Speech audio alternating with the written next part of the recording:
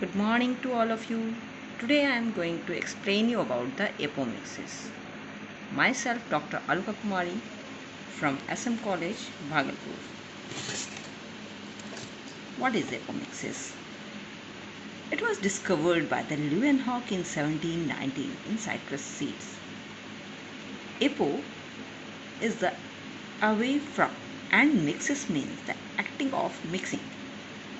Apomixis is the asexual seed formation. It is a type of reproduction in which the sexual organs of related structures takes place, but seeds are formed without union of gametes. So development of seed without the sexual fusion or male fertilization is apomixis.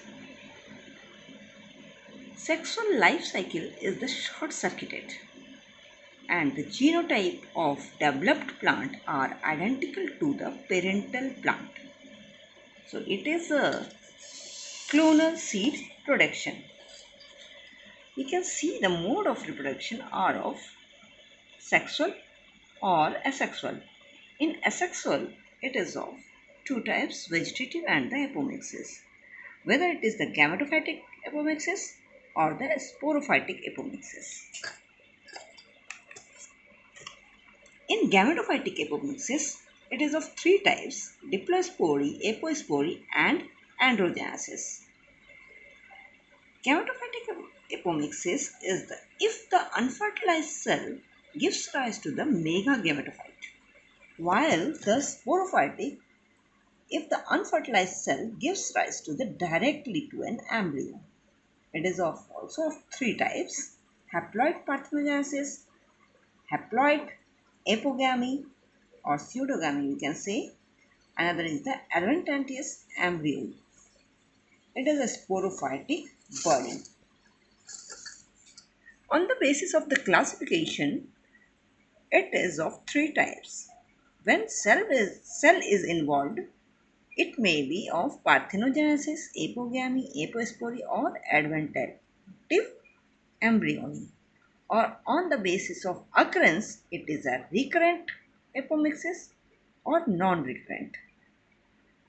If it is a frequency, on the basis of frequency of classification, it is of obligated apomixis or facultative apomixis. Descriptions are given here, while we can say the type of apomixis are the non-recurrent or recurrent or adventative embryony. In non-recurrent, it is of two types, haploid parthenogenesis. Haploid parthenogenesis is embryo developed from the egg cells. Haploid apogamy is the pseudogamy, embryo developed from the synergids or antipodal cells.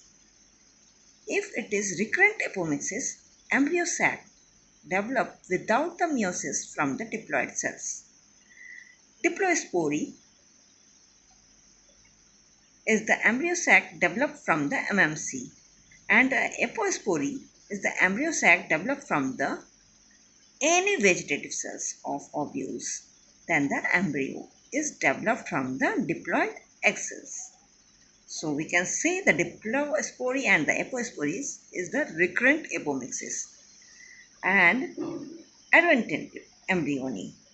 It is the embryo if directly developed from nucellus or integument. Examples are the mango and the citrus. Here are some pictures we can see and with description of the apomictic. It is the diplospory, apospory, haploid parthenogenesis, and the sexual apomictic is the bias hybrid and the adventitious embryo. You can see description are given with the figures.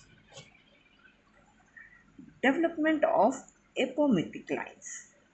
These are of three types, gene transfer from the wild species, induced mutation, and the isolation of apomictic recombination from interspecific crosses. The characteristics of the apomixis related to the loci are: these loci are exhibit suppressed recombination, and after that it may be divided as a strong divergence of the alleles at the apomixis related to the genomics region, whether it will be the homozygosity or the associated with the heterochromatic or subtial repetitive sequences, or the location in the transposon rich region. Role of apomixis in the plant breeding.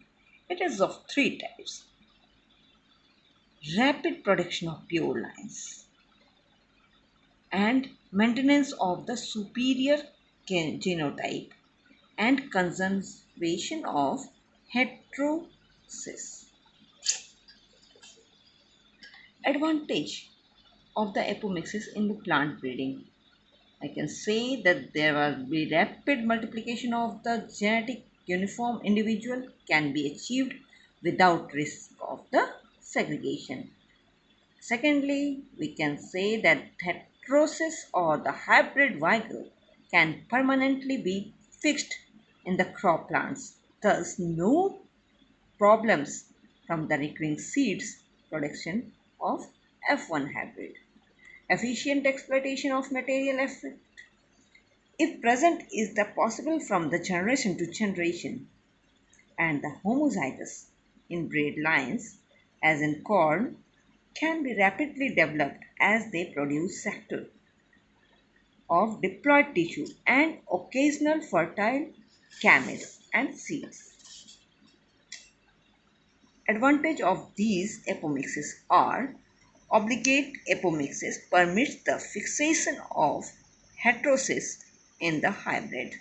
Therefore, farmers can resow the seeds produced by the apomictic hybrids from generation to generation. Then the new hybrid variety could be multiplied by the few hybrid seeds in the same manner as the pure line.